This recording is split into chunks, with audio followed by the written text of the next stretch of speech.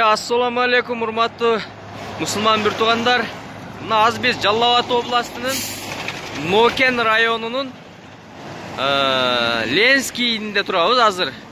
Анан Нокен районунда мектептердеги окуучуларга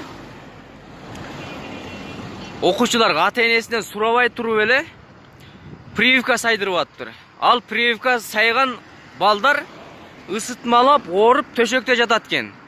Бас албай калыптыр, мен көрүп келдим мындай. Ойлонуп туруп иш кылсаңар мына эжеке агай мугалимдер.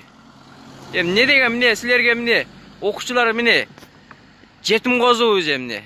Детдомдон алып келип алгансыңар уже эмне. Анын ата-энеси бар дегендей. Анын апасы деген бар. Бу кандай бул аналардан уруксат сурабастан эле сайдырып. Азыр эме Нокендин районосу. Мындай ошол маселени чечип, мына эмени. Эгер ошол ооруп калган балдар эртең бир нерсе болуп калса ким жооп берет?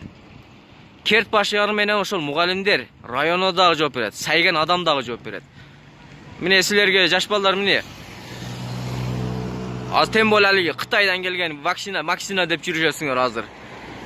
Ойлонуп туруп иш кылган. Бул боюнча иштер каралат жакында. Анан немеле тугандар. Эме Нокендиктер ушуну таратып койгулачы, ар бир педагогго барсын ушул.